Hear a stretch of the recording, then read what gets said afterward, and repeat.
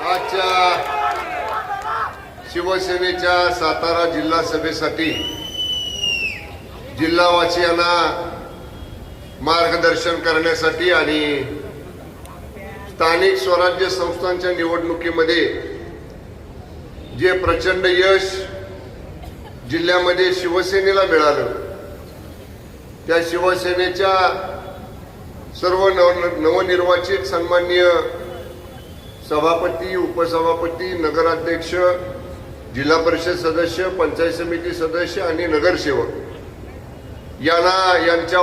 यांच्या पाठीवरती अभिनंदनाची थाप टाकण्यासाठी उपस्थित असलेले आपल्या सर्वांचे शिवसेना पक्षाचे मुख्य नेते, राज्याचे लोकप्रिय उपमुख्यमंत्री आदरणीय एकनाथजी शिंदे साहेब, मंत्रिमंडळामधले आमचे ज्येष्ठ सहकारी सन्माननीय नामदार उद्योग मंत्री उदयजी सामंत साहेब, विधिमंडळामधले आमचे सहकारी सन्माननीय आमदार सुहासजी बाबर, सन्माननीय संजीवराजे नाईक निंबाळकर, माजी आमदार दीपकजी चव्हाण, जिल्हा संपर्क प्रमुख सन्माननीय शरदजी कणसे, सन्माननीय अनिकेत राजे नाईक निंबाळकर, शिरूट हनुमंतराव जगदाळे, चंद्रहार पाटील, योगेश जानकर, माजी आमदार रवींद्रजी धनगेकर, श्रीयुत अंकुश बाबा कदम, व्यासपीठावरचे सर्व जयवंतराव शेलार, चंद्रकांत जाधव, रणजित भोसले, राजेंद्रसिंह यादव आणि सर्व या ठिकाणी जमलेले जिल्ह्यातील तमाम शिवसैनिक बंधू भगिनी आणि माझ्यावर नेहमीच प्रेम करणारे माध्यमांचे सर्व प्रतिनिधी, या ठिकाणी आज आपल्या सगळ्यांना आशीर्वाद देण्यासाठी मिळवलेलं जे कष्टातनं मिळवलेलं आपलं यश आहे, त्याचं अभिनंदनाची आपल्या पाठीवरती थाप टाकण्यासाठी आज आदरणीय एकनाथजी शिंदे साहेब आपल्यामध्ये या ठिकाणी आवर्जून उपस्थित आहेत. आज या ठिकाणी अंगापूरला कार्यक्रम झाला. जिल्हा संपर्क प्रमुख माननीय शरद कणसे साहेबांच्या गावामध्ये गणपतीचं दर्शन झालं, ग्रामस्थांच्या वतीनं साहेबांचा सत्कार झाला आणि त्या ठिकाणी देखील भाषणात साहेबांनी सांगितलं की या जिल्ह्यावरती माझं विशेष लक्ष आहे. तुम्हाला आम्हाला सगळ्यांना अभिमान आहे, कोयना पुत्र असल्याचा, कोयना सुपुत्र असल्याचा. आदरणीय शिंदे साहेब, मी नेहमी सांगतो, कोयना धरणाची भिंत, कोयना धरण ज्या ठिकाणी बांधलं ते कोयना नगर माझ्या विधानसभा मतदारसंघात आहे आणि 50-55 किलोमीटर जे कोयनेचं पाण्याचा फुगवटा पाठीमागं आहे आणि जिथं शेवटच्या टोकाला टेल एंडला पाणी जातं तिथलं दरे तापोळा गाव आदरणीय एकनाथजी शिंदे साहेबांचं आहे. आम्हाला दोघांना या गोष्टीचा अभिमान आहे की आम्ही दोघंही कोयना माईचे सुपुत्र आहोत. या कोयना माईची सेवा करण्याची, या भूमीची सेवा करण्याची संधी आपल्या सगळ्यांच्या माध्यमातून या ठिकाणी आम्हाला मिळालेली आहे. आज जिल्ह्यामध्ये उदय सामंत साहेबांचं मी अभिनंदन करेन की या ठिकाणी असणाऱ्या MIDCचा प्रश्न त्यांनी सोडवला. या ठिकाणी अनेक वर्ष प्रलंबित असणारे नवीन कामांच्या मागणीचा प्रश्न त्यांनी सोडवला. फलटणचा अनिकेत राजेंच्या सभेला आम्ही गेलो होतो आणि सभेतनच माननीय शिंदे साहेबांनी उदय सामंत साहेबांना फोन केला आणि आज 2-3 महिन्यामध्ये तो प्रश्न मार्गी लावल्याचं मंत्री महोदयांनी या ठिकाणी आपल्याला सांगितलं. मला जिल्हावासियांना एकच सांगायचं, हा फरक आहे. माननीय शिंदे साहेबांच्या नेतृत्वाखाली आम्ही काम करतोय, मंत्री म्हणून काम करतोय, आमचे सगळे सहकारी आमदार म्हणून काम करतात. जे होण्यासारखं असेल तेवढंच आम्ही लोकांना सांगतो आणि एकदा का लोकांना शब्द दिला की मग कितीही टोकाला जाऊन प्रयत्न करावा लागले तरी चालेल, पण जनतेला दिलेला शब्द पूर्ण करायचा ही शिकवण आदरणीय एकनाथजी शिंदे साहेबांनी त्यांच्या आम्हा सगळ्या सहकार्याने या ठिकाणी दिलेली आहे. साहेब, जिल्ह्याचा थोडक्यात आढावा मी आपल्याला सांगेन. गेल्या 7-8 महिन्यापूर्वी नगरपालिकेच्या निवडणुका झाल्या. त्याच्यानंतर जिल्हा परिषदेच्या निवडणुका झाल्या. याच्या अगोदरची जिल्ह्यातली परिस्थिती काय होती? जिल्ह्यामध्ये 2 सदस्य शिवसेनेच्या चिन्हावर निवडून आले होते आणि एक पाटण विकास आघाडीचा विजय पवार आमचा शिवसैनिकच होता, पण त्याला तिकीट मिळालं नाही म्हणून तो आघाडी करून उभा राहिला. असे 3 सदस्य फक्त जिल्हा परिषदेमध्ये शिवसेनेचे होते. साहेब, आज आम्हाला जिल्हा शिवसैनिकांना हे सांगताना आपल्याला आनंद होतोय की 3 वरनं जिल्हा परिषद सदस्यांची संख्या आमची 15 वरती गेलेली आहे. आज 15 जिल्हा परिषदेचे सदस्य शिवसेनेचे आहेत. 29 पंचायत समितीचे सदस्य आमचे आहेत. जवळपास 30-32 नगरसेवक शिवसेनेचे आहेत. एक पंचायत समितीचा सभापती, 3 पंचायत समित्यांमध्ये उपसभापती आणि एका नगरपालिकेचा नगराध्यक्ष हा शिवसेनेचा सातारा जिल्ह्यामध्ये या ठिकाणी आपण लोकांच्या आशीर्वादातनं साहेब निवडून आणलेला आहे. सामान्य जनतेच्या पाठबळावरती निवडून आणलेला आहे. आज जिल्ह्यामध्ये शिवसेनेची ताकद वाढती आहे. ही शंभूराज देसाईमुळे वाढत नाही, आमच्या शरद कंचे साहेबांमुळे वाढत नाही, आमच्या जिल्हा प्रमुखांमुळे वाढत नाही. आज सामान्य शिवसैनिक जिल्ह्यामध्ये नेता म्हणून कोणाकडे जर बघत असेल, आमच्या सगळ्यांच्या अगोदर त्यांना आशावादी नेतृत्व एकच वाटते, आदरणीय एकनाथजी शिंदे साहेबांचं. आश्वासक चेहरा त्याला साहेब तुमचा वाटतो की जीवाला जीव देणारा, अडचणीच्या काळात कार्यकर्त्यासाठी धावून जाणारा. आम्ही पाहिलं साहेब, मला त्या गोष्टीचा उल्लेख करायचा नव्हता. मी सांगितलं 15 जागा आम्ही निवडून आणल्या.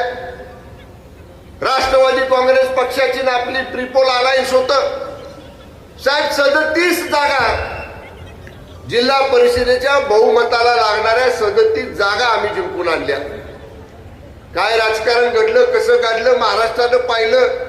अगदी देशातल्या चॅनेलनं त्याची नोंद घेतली. पण 37 लोक निवडून येऊन सुद्धा आम्हाला साहेब थोडी खंत वाटली की तुमच्या समोर आम्ही आमचा अध्यक्ष, उपाध्यक्ष, सभापती घेऊन येऊ शकलो नाही. हा आमचा कमीपणा आहे. आम्ही कुठेतरी कमी पडलो. का कमी पडलो, कशात कमी पडलो याचा उल्लेख मी या ठिकाणी करणार नाही. पण जनमत म्हणाल, लोकमत म्हणाल, मतदारांचा कौल म्हणाल तर तो शिवसेना राष्ट्रवादी काँग्रेसच्या निवडणूक पूर्व युतीलाच होता.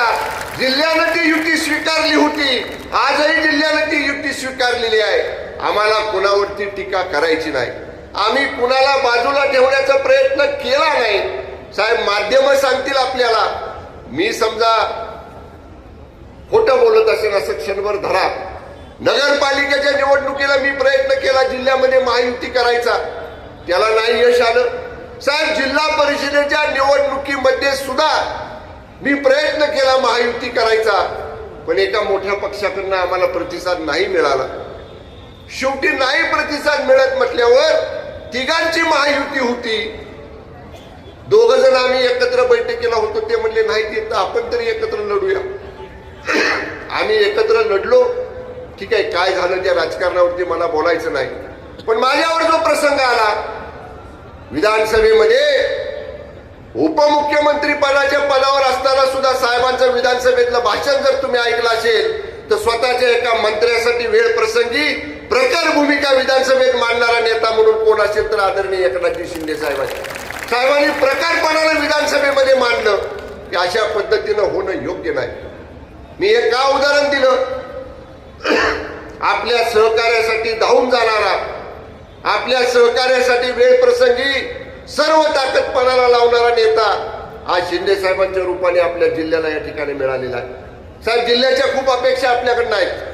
आपण मुख्यमंत्री असताना कृष्णा खोऱ्याचे रखडलेल्या प्रकल्पांना भरभर प्रशासकीय मान्यता दिल्या, भरभर त्याची टेंडर काढली, पुनर्वसनाचे प्रश्न सोडवायचा निर्णय आपण घेतला, पर्यटनाला जिल्ह्यातल्या चालना देण्याचा निर्णय या ठिकाणी आपण घेतला. साहेब, आपण मला सांगितलं एवढं निसर्ग सौंदर्य आहे, सातारा जिल्हा पर्यटन जिल्हा झाला पाहिजे. साहेब, आपण मुनवण्याला वॉटर स्पोर्ट्स सुरू केले, आपण हेळवागला एक वॉटर स्पोर्ट्सचं काम मंजूर केलं, पापर्ड्याला या ठिकाणी दुसरं वॉटर स्पोर्ट्सचं काम मंजूर केलं.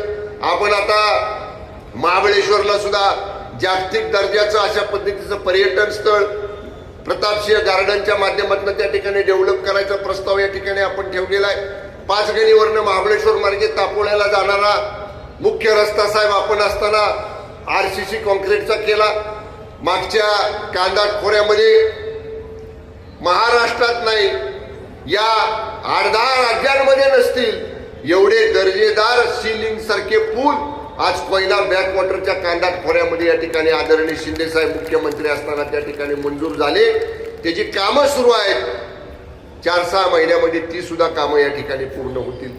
जिल्ह्याला मुख्यमंत्री म्हणून आपण काम करत असताना भरभरून निधी देण्याचं काम आपण केलं. आपण कधी साहेब हे पाहिलं नाही आमदार कुठल्या पक्षाचा आहे, आमदार कुठल्या विचाराचा आहे. सगळ्या लोकांना विकास कामासाठी सढळ हातानं, विकास कामासाठी सातारा जिल्ह्याला भरभरून निधी देणारा मुख्यमंत्री म्हणून या जिल्ह्यानं आपल्याकडे या ठिकाणी पाहिलेला आहे. साहेब, आमच्या आजही आपल्याला विनंती आहे, आज या जिल्ह्यामध्ये अनेक कामं विकासाची राहिलीत. रस्त्याचे प्रश्न आहेत, राहिलेल्या पुलांचे प्रश्न आहेत. आज पुनर्वसन मंत्री आमच्या जिल्ह्यालाच मान्य मकरंद आबा लाभलेले आहेत. पुनर्वसनाच्या प्रश्नाला आता आम्ही गती दिलेली आहे सोडवायला. पण राहिलेल्या ज्या सुधारित प्रशासकीय मान्यता जलसंपदाच्या आहेत त्या तातडीनं होऊन ती सुद्धा कामं या ठिकाणी लवकर मार्गी लागणं या ठिकाणी गरजेचं आहे. साहेब, पर्यटन विभाग आपण माझ्याकडे दिलेला आहे. आम्ही पर्यटनाचा जिल्ह्याचा रोडमॅप या ठिकाणी करण्याचं काम आमचं अंतिम टप्प्यामध्ये आलेलं आहे. आमचा आराखडा तयार झाला की आपल्या समोर मान्य मुख्यमंत्र्यांच्या समोर आम्ही तो सादर करू आणि आपण दोघांनी त्याला मान्यता दिल्यानंतर मंत्रिमंडळासमोर तो ठेवून त्याला अंतिम स्वरूप या ठिकाणी आपण देऊ. साहेब, जागतिक नकाशावर महाराष्ट्र एक टुरिझम हब, महाराष्ट्र एक डेव्हलप टुरिस्ट डेस्टिनेशन करण्याचा आमचा प्रयत्न आहे. आणि त्याच्यासाठी सुद्धा आपण ज्या काही सूचना, जे काही आदेश आमच्या विभागाला दिलेले आहेत पर्यटन विभागाला, ते सुद्धा या ठिकाणी निश्चित आम्ही मुदतीमध्ये या ठिकाणी पूर्ण करू. साहेब, जास्त मोठं भाषण मी करणार नाही, आपलं भाषण जिल्हावासियांना ऐकायचं आहे. पण जिल्ह्याचा पालकमंत्री म्हणून 2022 सालापासून काम करताना मी नेहमीच सामान्यातल्या सामान्य शिवसैनिकाला बरोबर घेऊन काम करण्याचा या ठिकाणी प्रामाणिक प्रयत्न केलेला आहे.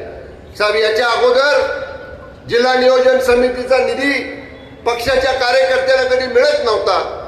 पण महायुतीच्या सरकारमध्ये 2022ला आपण मला पालकमंत्रीपद दिलं. दुसऱ्यांदा 2024ला या जिल्ह्याचं मला पालकमंत्री केलं.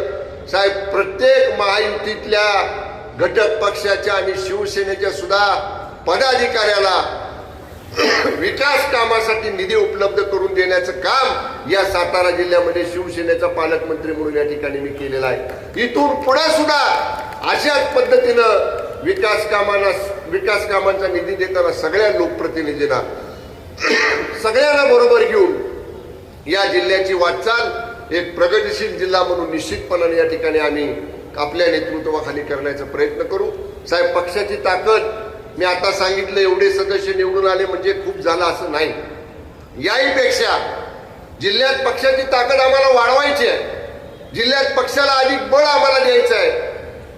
अधिक सामान्य लोकांपर्यंत आपली शिवसेना, हिंदू हृदय सम्राट स्वर्गीय शिवसेना प्रमुख बाळासाहेब ठाकरे साहेबांना, धर्मवीर आनंद दिघे साहेबांना अभिप्रेत असणारी शिवसेना ही डोंगर दऱ्यात, कड्या कपाऱ्यात, वाडी वस्तीत, वाड्या तांड्यावर पोहोचवण्याचं काम आपल्या नेतृत्वाखाली या जिल्ह्यामध्ये आम्हाला करायचं आहे.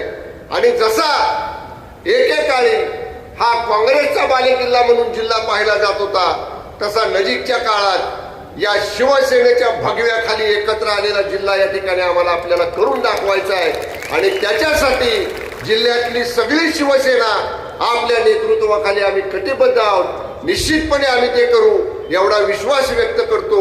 आणि पुन्हा एकदा या निवडून आलेल्या सदस्यांच्या पाठीवर थाप टाकण्यासाठी, शाबासकीची थाप टाकण्यासाठी व्यस्त कार्यक्रमातून देखील आपण आलात, त्याबद्दल सातारा जिल्ह्यामध्ये आपलं स्वागत करतो. आपण आल्याबद्दल आपले आभार मानतो आणि थांबतो.